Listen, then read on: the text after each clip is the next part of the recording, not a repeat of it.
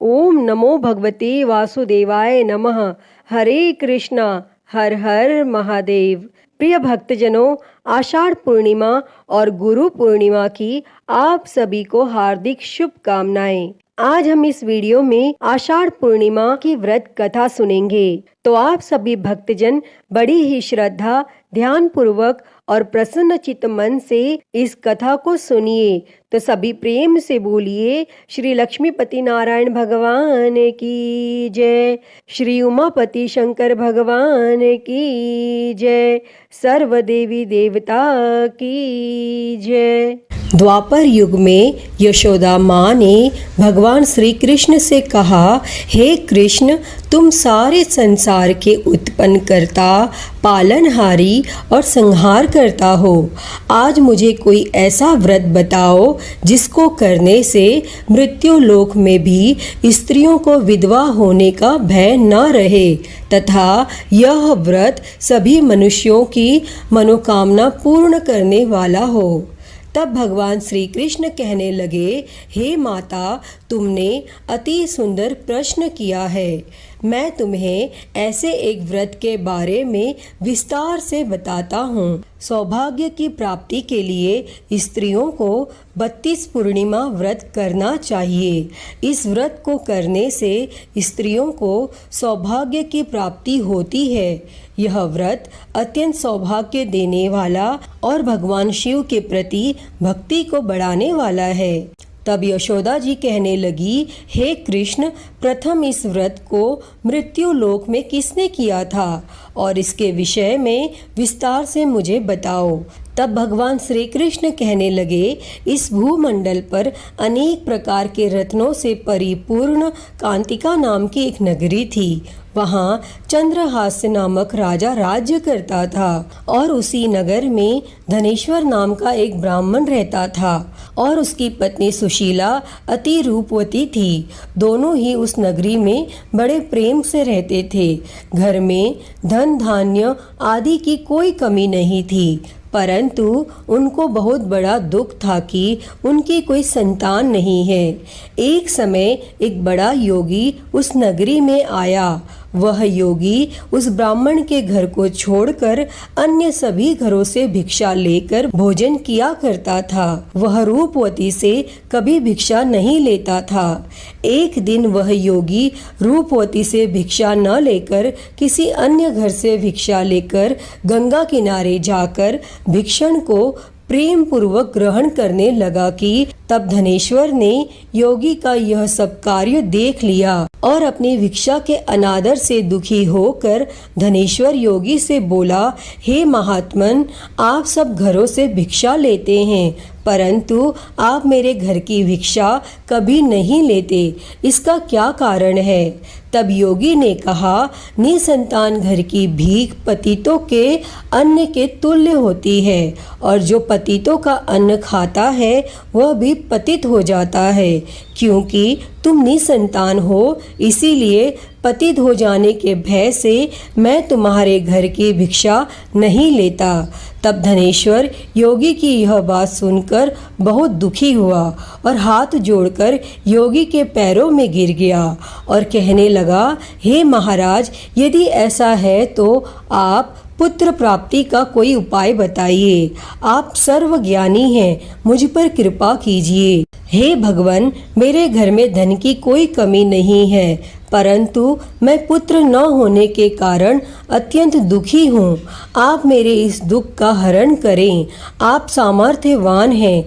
तब यह सुनकर योगी कहने लगे, हे ब्राह्मण, तुम चंडी की आराधना करो। और फिर घर आकर उसने अपनी पत्नी से सब वेदांत कहा और स्वयं तप करने के लिए वन में चला गया और वन में जाकर उसने चंडी की उपासना की तथा उपवास किए। तब माता चंडी ने 16वें दिन उसको स्वप्न में दर्शन दिया और कहा, हे धनेश्वर, जा, तेरे घर पुत्र होगा, परंतु वह 16 वर्ष की आयु में ही मृत्यु को प्राप्त हो जाएगा। यदि तुम दोनों पति पत्नी 32 पूर्णमासियों का व्रत विधि पूर्वक करोगे तो वह दीर्घायु हो जाएगा। जितनी तुम्हारी सामर्थ्य हो आटे के दिए बनाकर शिवजी भगवान का पूजन करना, परंतु पूर्णमासी के व्रत 32 होने चाहिए। और प्रातः काल होने पर इस स्थान के समीप तुम्हें एक आम का वृक्ष दिखाई देगा। उस पर चढ़कर तुम एक फल तोड़कर शीघ्र ही अपने घर चले जाना और अपनी पत्नी से सब वेदांत कहना। ऋतु स्नान के पश्चात वह स्वच्छ होकर श्री शंकर भगवान का ध्यान करके उस फल को खा लेगी। तब शंकर भगवान की कृपा से उसको गर्भ हो जाएगा। और फिर जब वह ब्राह्मण प्रातः काल उठा तो उसने एक स्थान के पास ही आम का वृक्ष देखा जिस पर एक अत्यंत सुंदर आम का फल लगा हुआ था। उस ब्राह्मण ने उस आम के वृक्ष पर चढ़कर फल को तोड़ने का प्रयत्न किया, परंतु वृक्ष पर कई बार प्रयत्न करने पर भी वह चढ़ नहीं पाया। तब उस ब्राह्मण को बहुत चिंता हुई और फिर वह विघ्न विनाशक श्री गणेश भगवान की वंदना करने लगा कि हे दयानिधे, अपने भक्तों के विघ्नों का नाश करके उनके मंगल कार्य को करने वाले, दुष्टों का नाश करने वाले, रिद्धि सिद्धि प्रदान करने वाले, आप मुझ पर कृपा करके इतना बल दें कि मैं अपने मनोरथ को पूरा कर सकूं। और फिर इस प्रकार गणेश जी की प्रार्थना करने पर उनकी कृपा से धनेश्वर वृक्ष पर चढ़ गया और उसने सुंदर आम के फल को तोड़ लिया। और धनेश्वर ने सोचा जो वरदान से फल मिला था वो यही है और कोई फल तो दिखाई नहीं दे रहा। तब उस धनेश्वर ब्राह्मण ने जल्दी से घर जाकर अपनी पत्नी को वह फल दे दिया और उसकी पत्नी ने अपने पति के कहे अनुसार उस फल को खा लिया और वह गर्भवती हो गई। और देवी जी की असीम कृपा से उसे एक अत्यंत सुंदर पुत्र उत्पन्न हुआ जिसका नाम उन्होंने देवीदास रखा। माता पिता के हर्ष और शोक के साथ वह बालक शुक्ल पक्ष के चंद्रमा के भांति अपने पिता के घर में बड़ा होने लगा और माँ भवानी की कृपा से वह बालक बहुत ही सुंदर, सुशील और विद्या पढ़ने में बहुत ही निपुण हो गया।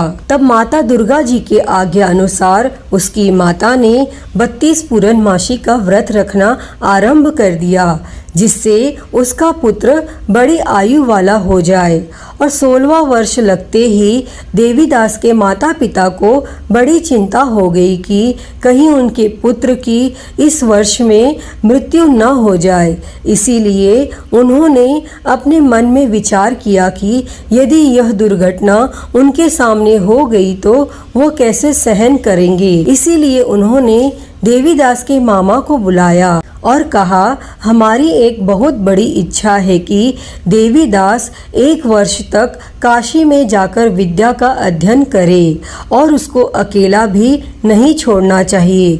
इसीलिए साथ में तुम चले जाओ और 1 वर्ष के पश्चात इसको वापस ले आना। तब सब प्रबंध करके उसके माता पिता ने काशी जाने के लिए देवीदास को एक घोड़े पर बिठाकर उसके मामा के साथ भेज दिया, परंतु यह बात उसके मामा या किसी और को नहीं बताई। तब धनेश्वर तथा उसकी पत्नी ने अपने पुत्र की मंगल कामना और दीर्घ आयु के लिए माँ भगवती दुर्गा की आराधना और पूर्णमासियों का व्रत करना आरंभ कर दिया। और इस प्रकार बराबर 32 पूर्णमासी के व्रत को उन्होंने पूरा किया। और कुछ समय पश्चात एक दिन वह मामा और भांजा मार्ग में रात बिताने के लिए किसी गांव में ठहरे हुए थे और उस दिन उस गांव में एक ब्राह्मण की अत्यंत सुंदर, सुशील और गुणवंती कन्या का विवाह होने वाला था, जिसमें धर्मशाला के अंदर वर और उसकी बारात ठहरी हुई थी। और उसी धर्मशाला में देवीदास और उसके मामा भी ठहरे हुए थे। संयोगवश कन्या को तेल आदि चढ़ाकर मंडप आदि का कार्य किया गया तो लग्न के समय वर को धनुर्वात हो गया। इसीलिए वर के पिता ने अपने कुटुंबियों से विमर्श करके यह निश्चय किया कि यह देवीदास मेरे पुत्र जैसा ही सुंदर है और मैं इसके साथ ही लग्न करवा दूं और बाद में विवाह के अन्य कार्य मेरे लड़के के साथ हो जाएंगे।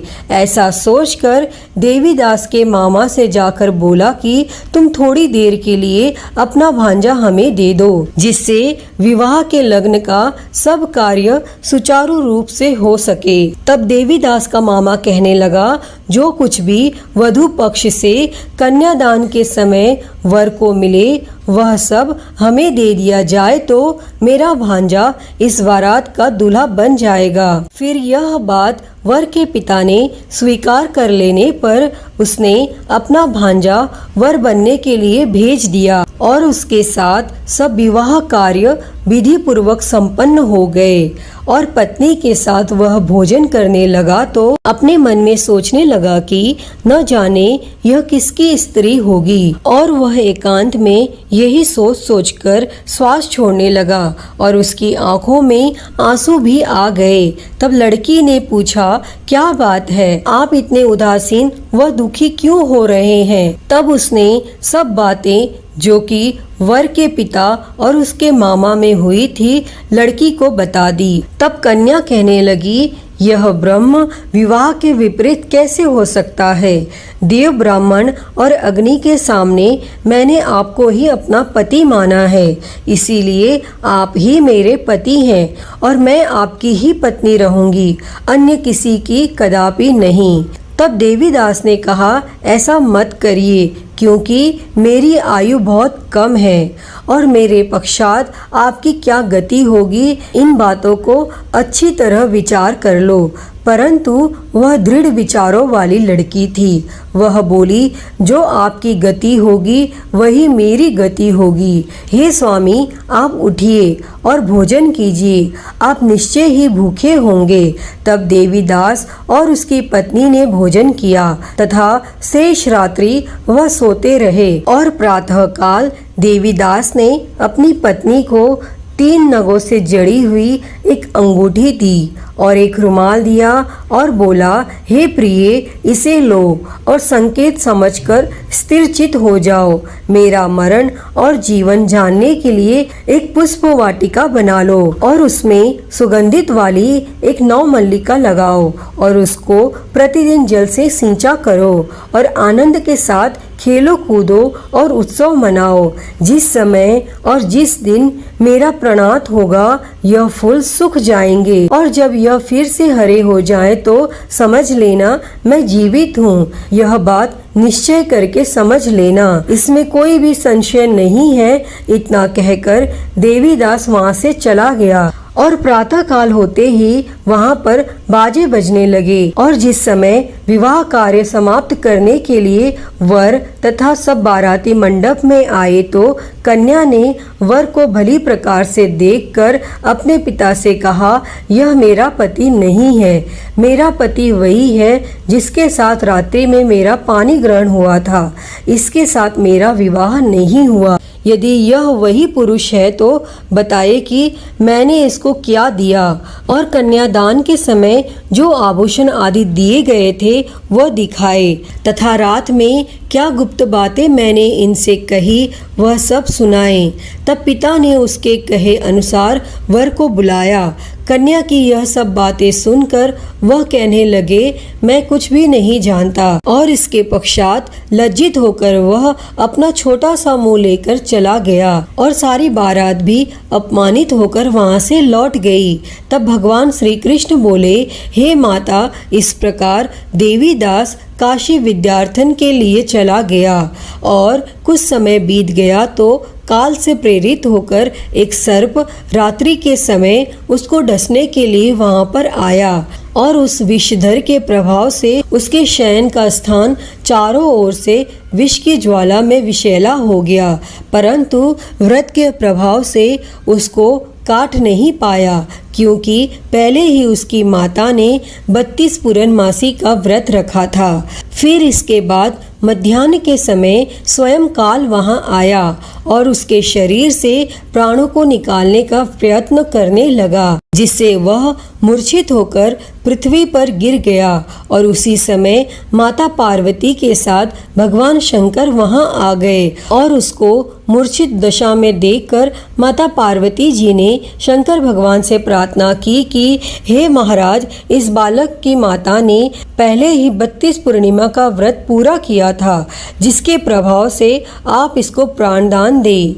तब माँ भवानी के कहने पर भक्त वत्सल भगवान शिव जी ने उसको प्राणदान दे दिया और इस व्रत के प्रभाव से काल को भी पीछे हटना पड़ा और देवीदास स्वस्थ होकर बैठ गया। और उधर उसकी पत्नी उसके काल की प्रतीक्षा किया करती थी। जब उसने देखा उस पुष्प वाटिका में पुष्प कुछ भी नहीं रहे तो उसको अत्यंत आश्चर्य हुआ, लेकिन जब वह जैसे ही हरे भरे हो गए तो वह जान गई कि अब उसका पति ठीक ठाक है, वह जीवित हो गया है।